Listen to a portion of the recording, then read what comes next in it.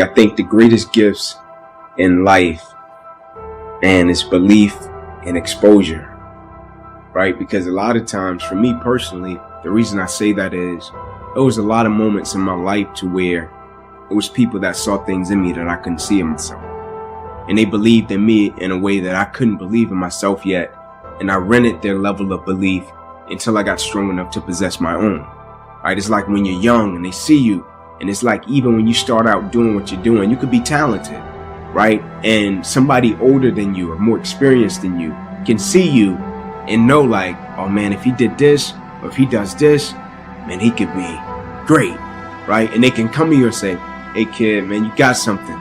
Like you could be great, right? Like my teachers and my coaches, when they came to me and they was like, son, I'm telling you, you could go to college, man. Like you really, I know you're talking about it, but your circumstances are saying different. I think you can do it, right? And when they said it, I'm like, oh, I can do it. Like I can make it happen because they're believing in me making it happen. I think I can do it. So I think belief, and the reason I say exposure is because like I think when you show people things, that's powerful. I think exposure sparks inspiration, right? Exposure sparks motivation. Like when I was coming up in that 2-bedroom house with all those people, and I went to the other side of town with my coach, and he was like, no, you don't have to live like that, Ink. You can live a normal life, right?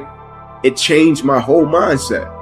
And my mindset can never go back to the way that it once was because I have been exposed to something different, to something new. So I think belief and exposure are two of the most powerful things that can happen to a person. The reason that I think belief is important is because like when you're young or when you do something and you're a novice, right? And you start out doing it and you might think you can do something with it or you might not. You might do it and it's being driven by your passion. And then somebody comes along that's a little bit older or even more experienced and they can see it in a way that you can't see it, right? And so I think it's important with belief because if a person believes in you in a way that you don't believe in yourself, you can rent that person's belief until you get strong enough to possess your own, right? And you use that person's belief to fuel you every single day, right? Because you can have a level of belief with what you're doing, but you can go back to a certain set of circumstances that tell you, nah, it's not going to happen. And so you rent that person's belief until you get strong enough to possess your own. Stand out in the crowd. You're wasting a bunch of percentage here. We have 80 more percent that we're not tapping into because in this other 80%, is suffering, pain, failure, self-doubt, darkness, and then a whole bunch of light. But to get to this light, you got to go through all of this shit. So a lot of us know that. We know, yeah, I can get over here, but over here, man, this is much better because I got to go through this journey that is not fun. This from 20 to 100%, this shit in between is not fun. So we decided to live over here. So everybody goes, how do you do that? You know exactly how to do that. You know exactly. It's not a magic trick. There's nothing I talk about in that book that's a magic trick.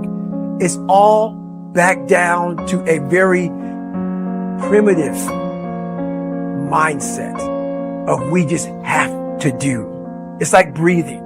Breathing becomes normal. Like we don't even know that we're doing it. That's how you have to live your life. When that alarm clock goes off at 4 or 5 in the morning, your mind says no. You just say, this is what we do. It's what we do now. Because to get to where you want to go, the amount of pain involved, I'm not saying physical. I'm not saying you got to break yourself off. The amount of mental pain of how many times you're going to have to do something that you don't want to do to get to where you want to go. It's going to be, there's going to be more times you do something that you don't want to do than you are going to want to do it. And that's your new norm. What is in us, we have no idea until we start trying hard. And I mean, really trying hard when you're obsessed with, hey, this is my new norm. My new norm is that, wow, this isn't always fun. We give names like English Channel, like Atlantic, to what is actually the same body of water. Pacific, same.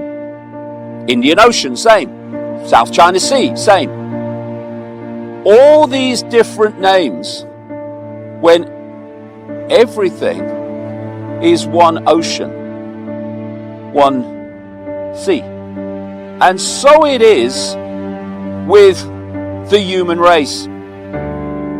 We give ourselves and we are given all these names and labels to define us, when actually all of us, none excluded, are different points of attention in the same flow of infinite awareness. Here we are looking at ourselves as divided into labels and names, when actually we're all expressions of the same consciousness, exploring forever. The names, the labels, are just brief experiences, as human is a brief experience for the consciousness that is having those experiences. What a different world it would be if we realized that we are all different expressions of each other.